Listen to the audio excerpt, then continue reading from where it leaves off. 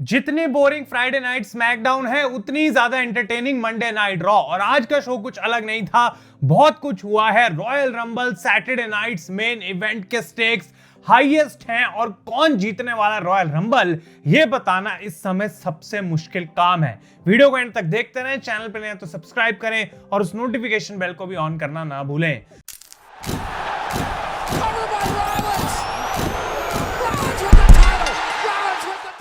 तो गाइस मैं हूं आयुष और आप देख रहे हैं रेसल इंडिया। और आज के रिव्यू को लेट आने के लिए मैं आप लोगों से सबसे पहले अपोलोजाइज करना चाहता हूं, लेकिन अभी भी थोड़े हेल्थ के साथ कंसर्न्स चल रहे हैं, तो वो भी साथ साथ जब तक परफेक्ट हो जाएंगे तो फिर हम टाइम भी बिल्कुल सही आ जाएंगे भाई। बिकॉज मंडे नाइट रॉ आज मैंने लाइव नहीं देखी, काफी रेस्ट की अभी जरूरत है।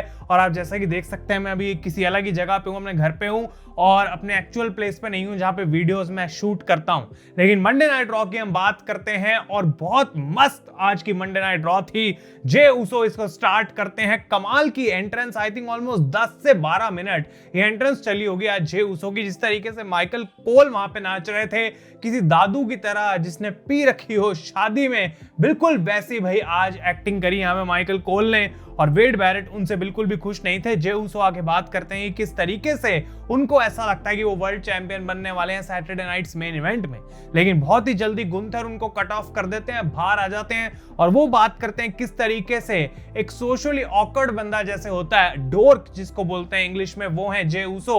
वो WWE का सिर्फ एक मैस्कॉट बन के रह गए हैं जो नाचता रहता है। और वो कहते हैं इस पॉइंट पे मैं जिमी से भी लड़ लूं तो कोई फर्क नहीं पड़ता, तुम दोनों में आखिर डिफरेंस ही क्या है। तो वो बेसिकली कहना चाहते हैं कि जे उसो के जो वर्ड्स हैं उसको वो कभी बैक नहीं करता अपने एक्शन से। जो बातें वो बोल रहा था कि मैं अपने आप पे फोकस करूंगा, मैं मिरर में देखूंगा, अभी रोमन रेंज, सैमी ज़ेन या कोई हेल्प मांगने आ जाए तो जे उसो उसकी तरफ भाग के चला जाएगा, तो आखिर तू खुद पे फोकस कैसे करेगा।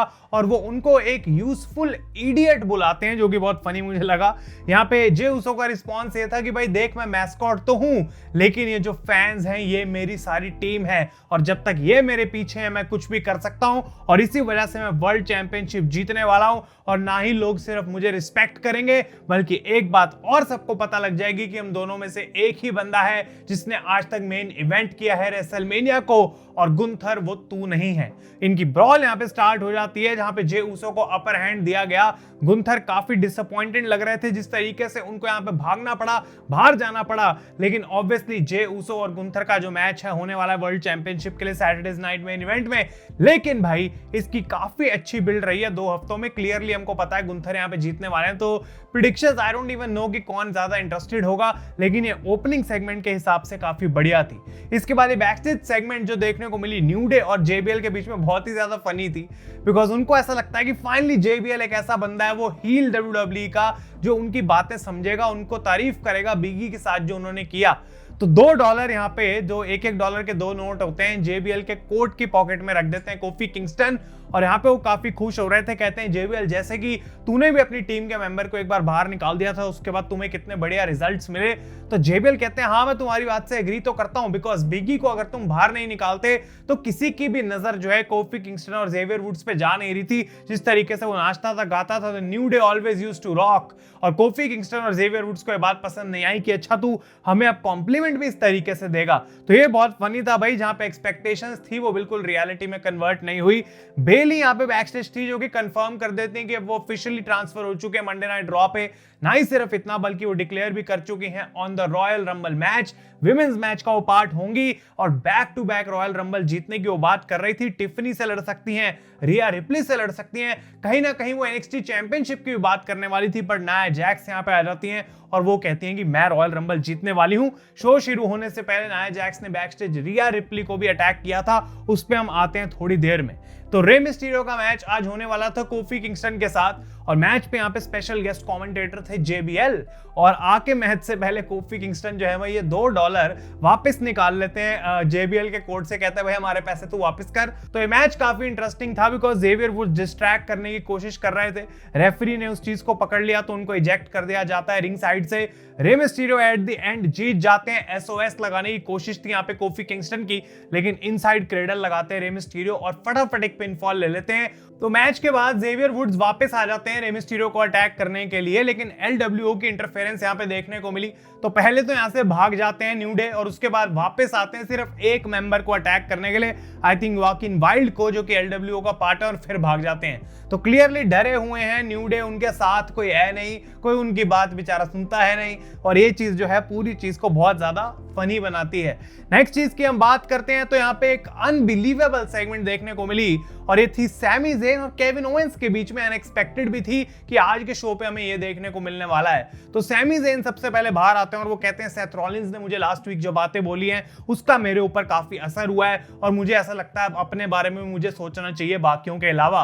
वो कहते हैं कि किस तरीके से जब वो 14 साल के थे रेसलर बनना चाहते थे, और इतने हजारों लोग रेसलर बनने की कोशिश करते हैं लेकिन कुछ ही WWE तक पहुंच पाते हैं। उसके अलावा WWE में पहुंचने के बाद भी कुछ 5 या 6 वो लोग हैं जो सबसे टॉप पे उस कंपनी के रहते हैं, और वो बात करते हैं कैसे वो सारे टॉप 5 to 6 रेसलर जो हैं वो इस साल की रॉयल रंबल में पार्ट लेने वाले हैं। CM Punk, Roman Reigns, Drew McIntyre, Seth Rollins, ये सारे लोग। लेकिन उन सब में और सैमी ज़ेन में सिर्फ एक फर्क है कि वो है एक वर्ल्ड चैंपियनशिप का। आज तक सैमी ज़ेन कभी वर्ल्ड चैंपियन बने नहीं है। वो थैंक यू बोलते हैं क्राउड को उनको सपोर्ट करने के लिए, कैसे सैमी ने रेसलमेनिया को मेन इवेंट किया है, कैसे सैमी ने अपने WWE के करियर में इतना कुछ अचीव करा है कि अब एक वर्ल्ड चैंपियनशिप वो ना भी जीते तो उनको इतना कोई फर्क नहीं पड़ता। तो वो चैंपियनशिप की उनको कोई नीड नहीं है, लेकिन ही वांट्स दैट चैंपियनशिप, और वो लेके रहेंगे और डिक्लेयर कर देते हैं यहाँ पे रॉयल रंबल मैच के लिए। बिकॉज वो कहते हैं वो जो 14 साल का सैमी है वो अभी भी मेरे अंदर है, जो उस वर्ल्ड चैंपियनशिप की तरफ देखता है, और वो वर्ल्ड चैंपियनशिप उसको जीतनी है और वो जीत के रहेगा। तो सैमी ज़ेन काफी ज्यादा यहाँ पे मोटिवेटेड लग रहे थे, लेकिन बाहर आ जाते हैं केविन ओवेंस। केविन ओवेंस ने ब्रेट हार्ट की जिपर पहनी हुई थी भाई, और वो आते हैं और केविन ओवेंस सबसे पहले सैमी ज़ेन को बोलते हैं कि किस तरीके से वो उनसे उस तरीके से दुखी नहीं है या फिर उन पे मैड नहीं है, गुस्सा नहीं है, जैसे कि वो कोडी रोड्स पे हुए थे रोमन रेंस के साथ टीम अप करने के लिए। वो कहते हैं कि मैंने भी सैमी तेरे साथ बहुत सारी गलत चीजें करी, जैसे कि रोमन रेंस ने तेरे साथ करी, पर तूने मुझे भी माफ कर दिया था और तूने रोमन रेंस को भी माफ कर दिया, बिकॉज तू एक अच्छा इंसान है। वो कहते हैं कि किस तरीके से तू मेरा भाई है, तू मेरा बेस्ट फ्रेंड है, और मुझे ऐसा लगता है कि तू ही इस साल की रॉयल रंबल जीतेगा। वो सारी चीजें हैं तू जो कर सकता है इस रॉयल रंबल को जीतने के लिए। वो ये भी कहते हैं कि मैं चैंपियनशिप जीतूंगा रॉयल रंबल के अंदर, और फिर उसके बाद हम दोनों दोबारा हिस्ट्री बनाएंगे। इस बार टैग टीम टाइटल्स में एक साथ लड़के नहीं, बल्कि हम एक दूसरे के अगेंस्ट WWE चैंपियनशिप के लिए लड़के रेसलमेनिया को मेन इवेंट करेंगे। तो डेफिनेटली सैमी ज़ेन को काफी ज्यादा वो होप दे रहे थे, और केविन ओवेंस उसके बाद बोलते हैं कि ये चीज मेरे को इसलिए पता है because I have your back, और वो कहते हैं कि अगर इस तरीके से मैं तेरे को जानता हूं तो I think you will always have my back जब मुझे उस चीज की जरूरत पड़ेगी। तो केविन ओवेंस यहां से चले जाते हैं, और उनको क्लियरली सैमी ज़ेन के दिमाग में यह आइडिया डालना था कि तू और मैं लड़ सकते हैं एक दूसरे से वर्ल्ड चैंपियनशिप के लिए। सैमी को वो चैंपियनशिप चाहिए, तो भाई ऐसे में चलते उससे मदद ही मांग लो, इससे बेटर क्या हो सकता है। तो काफी मैनिपुलेटिव प्रोमो था, लेकिन जिस हिसाब से सैमी ज़ेन का कैरेक्टर है उनको ये बात तो पॉजिटिव वे में ही समझ आई होगी, इतना मैं जरूर कह सकता हूं। बैकस्टेज शेमस थे जो कि कहते हैं कि अगर मेरा बैकवर्ड्स करियर देखा जाए उल्टा घुमा के तो शायद ज्यादा अच्छा लगेगा, बिकॉज अपने 6 महीने में ही मैंने जॉन सीना को हरा दिया था, लेकिन ये इंटरकॉन्टिनेंटल चैंपियनशिप को मैं 5 साल से चेस कर रहा हूं, मेरे पास आ नहीं रही है, इतनी बार मैं पास पहुंच गया हूं। तो SNME में फाइनली मैं ब्रॉन ब्रेकर को हरा के वो टाइटल जीतूंगा। ब्रॉन ब्रेकर वहां पे आते हैं और कहते हैं भाई तेरे जैसे बूढ़े को तो मैं कितना मारूंगा वो मैं बता भी नहीं सकता, तेरे को मैं एडवाइस करूंगा तू रिटायर हो जा। और शेमस को डेफिनेटली वो बात अच्छी नहीं लगी, वो धक्का मारते हैं ब्रॉन ब्रेकर को, लेकिन जो काम वो करने आए थे वो करके चले गए, वो थी शेमस की इंसल्ट। ये मैच इंटरकॉन्टिनेंटल टाइटल के लिए होगा सैटरडे नाइट मेन इवेंट में। नाया जैक्स का मैच होता है बेली के साथ, जो कि काफी डिसेंट रेसलिंग मैच था। मुझे काफी अच्छा लग रहा था जिस तरीके से रॉ का शो प्रोग्रेस हुआ, जबकि मैंने लाइव नहीं देखा, कोई मेरे को स्पॉयलर्स यहाँ पे नहीं पता थे। रॉक्सेन पेरेस थी यहाँ पे रिंग साइड, जिनकी बेली के साथ थोड़ी हाथापाई हो जाती है तो उनको रोक लिया जाता है सिक्योरिटी गार्ड की तरफ से, वो रिंग साइड पे बैठी थी, लेकिन नाया जैक्स हरा देती हैं बेली को एट द एंड। काफी बैक एंड फोर्थ मैच था, और मैच के बाद वो अपना अटैक कंटिन्यू करना चाहती थी, पर रिया रिप्ली आती हैं बाहर और एक कमाल की ब्रॉल उनकी नाया के साथ देखने को मिली। ये काफी लंबे राइवल्स रह चुके हैं पहले भी, और इस ब्रॉल के एंड में रिया रिप्ली ने एक डाइव लगाई। पहले तो अनाउंसर्स टेबल के ऊपर से कूदती हुई हो जाती हैं सारी सिक्योरिटी और नाया के ऊपर, और उसके बाद वो ये भी बोल देती हैं कि नाया मैं तेरे से लड़ना चाहती हूँ सैटरडे नाइट में इवेंट में, और वहां पे वर्ल्ड चैंपियनशिप के लिए मैच होगा। ऑब्वियसली इसको भी अब ऑफिशियल कर दिया गया है। अब बैक स्टेज थी जजमेंट डे, और चैड गेबल यहाँ यहाँ पे आ जाते हैं बिकॉज उनको लूचा डोर से काफी प्रॉब्लम हो रही है। रे मिस्टीरियो, ड्रैगन ली, पेंटा, इन सबसे वो है जो प्रॉब्लम फेस कर चुके हैं रिसेंट वीक्स में। तो उनको लगता है डोमिनिक उनको एक सोल्यूशन दे सकता है बिकॉज उसको काफी नॉलेज है। तो डोमिनिक ने पहले तो मना किया उस चीज को, फिर एक पेपर पकड़ा दिया और उसको देख के बहुत खुश हुए चैट गेबल। वो कहते हैं मैं dark arts of Lucha Libre सीखने के लिए जा रहा हूं और वो चीज किसी को समझ नहीं आई। आई डोंट नो किसका कॉन्टैक्ट उन्होंने दे दिया चैट गेबल को, आप लोग कॉमेंट्स में जरूर बताएं। लेकिन यहाँ पे इसके बाद जजमेंट डे की आपस में बात होती है कैसे next week tag team championships defend करनी है, बट फिन बैलर या फिर पिन बैलर वहां पे है नहीं। तो मैं बहुत खुश हो गया था ऑब्वियसली बिकॉज उनको टीवी से राइट ऑफ कर दिया तो उनको पिन नहीं किया जा सकता। तो नेक्स्ट वीक डोमिनिक मिस्टीरियो ने फिन बैलर की जगह ले ली है, तो कुछ ना कुछ कलेश तो वहां पे डेफिनेटली होने वाला है क्योंकि जजमेंट डे को अपने टाइटल्स को वापस जीतना है, लेकिन वो होने वाला बिल्कुल भी नहीं है। लेकिन क्या फिन बैलर इस डिसीजन से खुश होंगे? लिव मॉर्गन कहती है उनको कोई फर्क नहीं पड़ेगा अगर तुम जजमेंट डे के साथ हो, बिकॉज डोमिनिक जैसे तूने मेरी मदद करी थी वैसे ही तू शायद फिन की भी कर देगा। और ये बहुत ज्यादा सार्कास्टिक वे में बोला गया था और लिव मॉर्गन भी मजे लूट रही है पूरी डोमिनिक के इस टाइम पे। ये जजमेंट डे का स्प्लिट काफी क्लोज है मुझे लगता है अब, और फिन बैलर ये दूर दूर से बैठ के देख तो रहे हैं, बट आई होप कि जो उनको टीवी से राइट ऑफ करके वापस लाया जाएगा तो वहां एक कैरेक्टर चेंज हमें जरूर देखने को मिलेगा। इसके बाद सेथ रॉलिंस और सैमी ज़ेन बैक स्टेज थे जहां पे सेथ को एक बार फिर से थैंक यू बोलते हैं सैमी की तूने जो मुझे वर्ड्स बोले उनका मुझ पर बहुत असर हो गया, और वो कहते हैं कि अब मैं वर्ल्ड चैंपियन बनने वाला हूं। रॉयल रंबल में ऑल मैन फॉर हिमसेल्फ होता है भाई, एवरी मैन फॉर हिमसेल्फ होता है। तो यहाँ पे सेथ रॉलिंस कहते हैं सैमी को कि भाई मैं अगर मौका आया तो तेरे को बाहर फेंक दूंगा। तो सैमी ज़ेन कहते हैं कि वो कैसे तू करेगा अगर पहले मैं तेरे को बाहर फेंक दूंगा। तो इन दोनों के बीच में फ्रेंडली बैंटर देखने को मिला, लेकिन जो पॉइंट टू बी नोटेड था यहाँ कि पीछे आराम से शैडोज में छुप के कैरियन क्रॉस अब यहाँ पे सेथ रॉलिंस को देख रहे थे बिकॉज उनका एक छोटा सा इंटरव्यू हुआ था यहाँ पे ब्रेक में नेटफ्लिक्स वाले उस कट में हमें देखने को वो मिला कि वो बात कर रहे हैं कि किस तरीके से अब वायद 6 के साथ उनका काम हो चुका है। सिर्फ अंकल हाउडी को हराने वाला इकलौता बंदा कैरियन क्रॉस है और अब सैमी ज़ेन, सेथ रॉलिंस और सीएम पंक जैसे गाइस पे उनकी नजर रहेगी और कैरियन क्रॉस यहाँ पे चुपचाप अब देख भी रहे हैं कि क्या होगा। तो क्या सेथ रॉलिंस को बाहर निकालने वाला बंदा कैरियन क्रॉस बनेगा? क्या कैरियन क्रॉस को पुश मिलने वाला है? क्या सेथ रॉलिंस का एक्चुअल मैच रेसलमेनिया का कहीं कैरियन क्रॉस के साथ तो नहीं हो रहा ना भाई? ये मुझे आप कमेंट्स में जरूर बताना। इसके बाद मैच हुआ पेंटा का अगेंस्ट स्पीड डन जो कि सेकंड वीक कंसिस्टेंट, क्या कमाल, एक बार फिर से जो एंट्रेंस में वो चक्री वाला पायरो चल रहा है भाई, अनबिलीवेबल प्रेजेंटेशन डब्ल्यूडब्ल्यूई ने कर दी है पेंटा की। लोग बहुत ज्यादा इंटरेस्टेड रहते हैं, ऑब्वियसली वो सैक्रिफाइस और पेंटा ड्राइवर। और एक बात मुझे सबसे बढ़िया आज ये लगी कि कुछ मूव्स जो एईडब्ल्यू में बुलाए जाते हैं उन्हीं नाम से जो एक्चुअली में मैक्सिकन लूचा लिब्रे में उनका नाम है। आज माइकल कोल ने भी वो पेंटा के केस में किया बिकॉज जब वो अपनी डाइव लगाते हैं वो अंडरटेकर वाली डाइव टॉप रोप के ऊपर से बिल्कुल कूदते उल्टा, तो उसको एक्चुअली में टोपे कॉन हीलो बोला गया जो उसका एक्चुअल नाम है। अंडरटेकर डाइव या फिर कूद के ऐसे कुछ नहीं बोला उन्होंने, टोपे कॉन हीलो बोला जो कि मुझे बहुत पसंद आया। लेकिन पेंटा को यहाँ पे जीतना था, काफी अच्छा बैक एंड फोर्थ मैच था। अच्छी बात है कि भले उनको अभी कोई स्टोरी लाइन नहीं दी जा रही, प्रॉपर रेसलर्स के अगेंस्ट उनको बुक किया जा रहा है ताकि वो अपना टैलेंट दिखा सकें, वो अपनी क्रिएटिविटी दिखा सकें, वो अपनी वैरायटी दिखा सकें।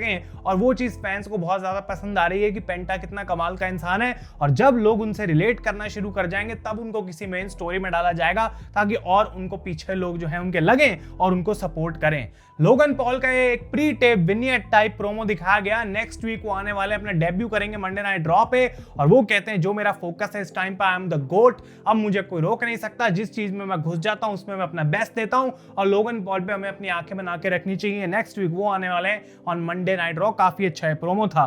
सीएम पंक आते ऑलमोस्ट जे उसो जैसी एंट्रेंस करते हैं, जैकी रेडमंड के साथ इंटरव्यू उनकी होती है, वो कुछ नाम मेंशन करके कहती हैं कि इतनी स्टैक्ड रॉयल रंबल है, आखिर तू सीएम पंक इस रॉयल रंबल को क्यों जीतेगा? वो कहते हैं मैं इसलिए जीतूंगा because I am the history maker, मैंने रॉ के नेटफ्लिक्स डेब्यू में हिस्ट्री बनाई उसको मेन इवेंट करके, और इसी तरीके से 29 अदर मेन को मैं टॉप रोप के ऊपर से फेंक के हिस्ट्री बनाऊंगा और रॉयल रंबल जीत सकता हूं। सारे नामों को एक एक करके वो एड्रेस करते हैं। I don't see John Cena कि कैसे मुझे वो फेंकेगा रॉयल रंबल में टॉप रोप के ऊपर से। रोमन रेंस को तो खुद मेरी मदद की जरूरत थी जब उसको अपने फैमिली मैटर सॉल्व करने थे। सैमी ज़ेन तो मेरे लेवल पे भी नहीं है तो उसकी मैं बात नहीं करूंगा, और ये लिटरली रियल लग रहा था मुझे। यहाँ पे वो बोलते हैं कि अगर हल्क होगन को तुम रॉयल रंबल में डाल दोगे तो उनकी डस्टी एस को मैं टॉप रोप के ऊपर से फेंक दूंगा और हल्का मेनिया को मार दूंगा, और उसको बहुत ही ज्यादा जो है वो चीयर मिली। बिल्कुल वही यहाँ पे सीएम पंक का इरादा भी था। और वो बोलते हैं सेथ रॉलिंस ड्रू मैकिंटायर को तो मैं ऑलरेडी हरा चुका हूं, तो कोई बचता नहीं है और मैं इस वजह से इस समय फेवरेट हूं। और वो कहते हैं कि काफी सारे स्कोर्स हैं जो मैं सेटल करने वाला हूं इस रॉयल रंबल में, और अगर फेवर की जरूरत पड़ी तो वो फेवर भी मैं कभी भी मांग सकता हूं। तो सीएम पंक काफी ज्यादा यहां पे लग रहे हैं interested to win the royal rumble, और वो कहते हैं एक ही बंदे का नाम जो है वो चैंट होगा, वो अनाउंस होगा जो जीतेगा रॉयल रंबल को, and that is CM Punk. तो काफी इंटरेस्टिंग रहेगा। इसके बाद डैमेज कंट्रोल का मैच हुआ प्योर फ्यूजन कलेक्टिव के साथ, डैमेज कंट्रोल जीत गई। सिर्फ यहां पे मैं ज्यादा बात नहीं करूंगा, आगे बढ़ते हैं। मेन इवेंट इस शो का Seth Rollins versus Drew McIntyre, जो कि रेसलमेनिया 40 का रीमैच भी था। तो काफी बढ़िया रेसलिंग मैच इन्होंने दिया, बैक एंड फोर्थ था। ड्रू मैकिंटायर क्लेमोर लगाने की कोशिश करते हैं जो कि मिस हो जाती है। सेथ रॉलिंस की पेडिग्री यहां पे काउंटर करी जाती है। बहुत सारे अच्छे मूव्स देखने को मिले। फाल्कन एरो पे किक आउट था, ग्लासगो किस पे किक आउट था, और ड्रू मैकिंटायर यहां पे मैच में जब फाइनली अपना कंट्रोल लेने वाले थे तो ये जैक नाइफ रोल अप लगा के जो है सेथ रॉलिंस विक्ट्री ले लेते हैं। ड्रू को उस बात का बिल्कुल विश्वास नहीं हुआ तो अटैक कंटिन्यू करते हैं मैच के बाद, लेकिन सैमी ज़ेन आ जाते हैं यहां पे बचाने के लिए। तो ड्रू मैकिंटायर एक पॉइंट पे सैमी को भी जो है वो मार के बाहर फेंक देते हैं। वापस आते हैं वो सेथ रॉलिंस को अटैक करने के लिए, कॉर्नर में वो होते हैं। पीछे से सैमी ज़ेन भागते हुए आते हैं, हेलुवा किक के लिए ड्रू हट जाते हैं और हेलुवा किक लग जाती है सेथ रॉलिंस को। तो जो लोग आपस में दोस्ती बनाए रख रहे थे आज गलती से ही सही, लेकिन सैमी ज़ेन ने अटैक कर दिया। और ये वही स्टोरी हर साल जो दिखाई जाती है कि every man is for himself. Royal rumble की बिल्कुल परफेक्ट बिल्ड अभी चल रही है और अब ज्यादा दूर हम उस शो से है नहीं। तो ये थी आज की मंडे नाइट रॉ का रिव्यू। अगर वीडियो आपको अच्छी लगे इसे लाइक करें। तब तक thank you so much for watching guys. मैं हूं आयुष और आप देख रहे हैं रेसल इंडिया।